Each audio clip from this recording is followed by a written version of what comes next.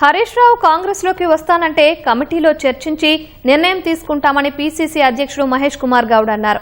ఆయన 10 ఏళ్లు మంత్రిగా చేయలేని పని ఈ 3 నెలల్లో ఎలా చేసి చూపెడతారని మహేష్ కుమార్ ప్రశ్నించారు. కొండా సురేఖ, కడియం మధ్య వివాదాన్ని పరిష్కరిస్తామని, దానికోసం 2 సీనియర్ నాయకులను నియమించామని ఆయన వెల్లడించారు. తుమ్మిడి హట్టి వద్ద ప్రాజెక్టు కట్టి ఉండుంటే కేవలం గ్రావిటీ వల్ల ఈ రాష్ట్రానికి నీళ్లు అందించే అవకాశం ఉన్నప్పటికీ కూడా అక్కడ కట్టకుండా దిగువచ్చి కాళేశ్వరంలో కట్టినారు.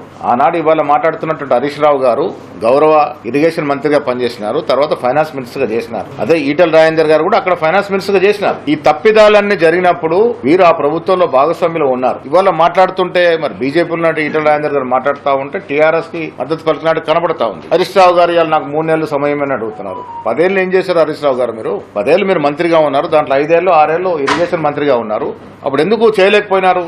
ఇలా మీరు చేసిన తప్పిదాలని సరిదిద్దే క్రమంలో అధిక వ్యయాన్ని హెచ్చించి మేము ఆ ప్రాజెక్టులన్నీ రిపేర్ చేస్తా ఉన్నాం. ఆలోచన లేకుండా, కట్టాల్సిన చోట కట్టకుండా, కట్టకూడని చోట ప్రాజెక్టులు కట్టి ప్రజల సొత్తుని అనవసరంగా దుర్వినియోగం చేశారు.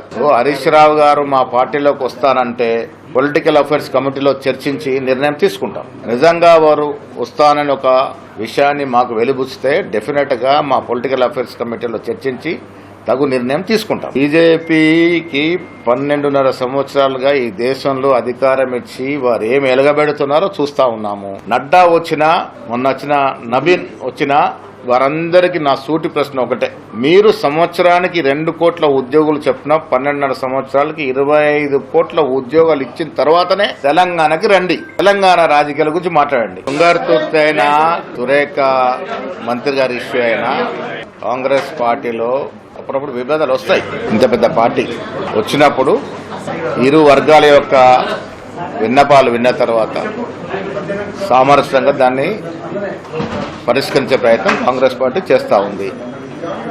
సురేఖ మేడం గారు చెప్పిన వాస్తవాలు విన్నాను, మిగతా వ్యక్తుల ద్వారా అక్కడ జరిగినటువంటి వాస్తవాలు కూడా తెలుసుకున్నాం.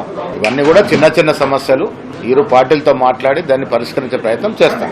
ఇప్పుడు ఇద్దరు కూడా సీనియర్ నాయకులు. కొండా సురేఖ గారు ఇప్పుడు మంత్రిగా ఉన్నారు, గతంలో మంత్రిగా చేశారు. కడియం శ్రీహరి గారు కూడా చాలా సీనియర్ మోస్ట్ నాయకుడు. వారి ఇరువురు సమస్య వినడానికి ఒక సీనియర్ నాయకుడు అవసరం కాబట్టి వారిని వాస్తవాలు తెలుసుకోవాల్సిందిగా చెప్పడం జరిగింది.